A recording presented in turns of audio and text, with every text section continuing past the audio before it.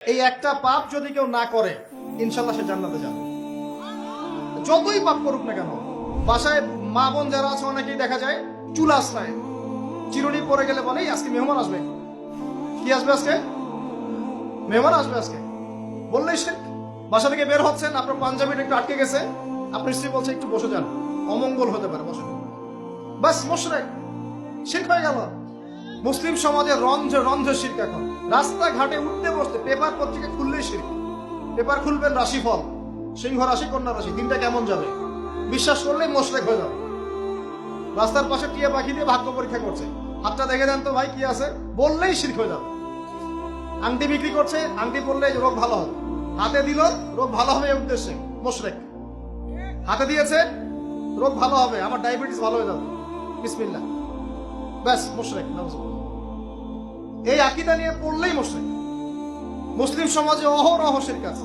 আর আবু জেহেলের যুগে কি ছিল ভাই? আবু জেহেলের যুগে অনেকদিন বলেছি মেজর 5টা সমস্যা ছিল। কয়টা? মেজর 5টা, মাইনর সমস্যা অনেক, মেজর 5টা। এক, আবু জেহেলের যুগের বেশিরভাগ মানুষ শিরক করতো। কি করতো ভাই? লাত, উজ্জা, হবল, মানাত এইসব মূর্তি পূজা করতো। এখন হয়তো মুসলিম সমাজে এটা নাই ঠিকই, কিন্তু মুসলিমরা এখন কবর মাজার পূজায় শুরু করেছে, করে নাই? মুসলিমরাও এখন নেক্সট সুরতে ধোকা খাচ্ছে। শিরক তো আমাদের সমাজে চলছে। শিরক কি হয় কেন আমি লেকচার দিয়েছি, দেখবেন মুসলিম সমাজে কত শিরক চলছে। আবু জাহেলের যুগে শিরক ছিল, এগুলো বলতে থাকলে এটা নিয়ে আলোচনা করতে হবে। আলোচনার টপিক আমার আজকে অন্য। আবু জাহেলের যুগে কি ছিল ভাই? শিরক ছিল, সমাজে রন্ধ্রে রন্ধ্রে শিরক ছিল। এখনকার সমাজেও শিরক আছে।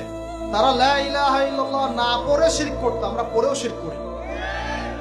আল্লাহ পাক আমাদের সবাইকে শিরকের পাপ থেকে হেফাজত করুন বলি। এই একটা পাপ যদি কেউ না করে ইনশাল্লাহ সে জান্নাতে যাবে। যতই পাপ করুক না কেন, জেনা করেছে, মদ খেয়েছে, মিথ্যা বলেছে, অনেক কিছু করেছে, শুধু শিরকের পাপ করে নাই, আল্লাহ তাকে মাফ করে দিবেন ইনশাল্লাহ। বিশ্বাস করলেন না কথাটা? নবীজি বলেছেন এই উম্মতের যে কোনো ব্যক্তি যতই পাপ করুক না কেন আল্লাহ পাক সমস্ত পাপ মাফ করতে পারে, কিন্তু শিরকের গুনাহ আল্লাহ পাক মাফ করবে। তওবা করে যদি মারা না যায় মাফ করবে না। একটা এক্সাম্পল দিয়ে বোঝাচ্ছি তাহলে ক্লিয়ার হয়ে যাবে। মনে করেন কেউ একজন জেনা করেছে, তওবা করার সুযোগ হয় নাই, মারা গেছে, নাউজুবিল্লাহ। এখন আল্লাহ পাক কিয়ামতের মাঠে এই জেনার পাপটা মাফ করে দিতে পারেন, যদিও সে তওবা করে নাই। যদিও সে তওবা করে নাই, আল্লাহ পাক এই পাপটাও মাফ করতে পারেন। কিন্তু একজন ব্যক্তি শিরক করেছে, তওবা করে নাই, কিন্তু এই অবস্থায় যদি কাল কিয়ামতের মাঠে আল্লাহর সাথে সাক্ষাৎ করে, আল্লাহ তার গুনাহ মাফ করবেন। এই শিরক আর অন্য পাপের এই হলো পার্থক্য।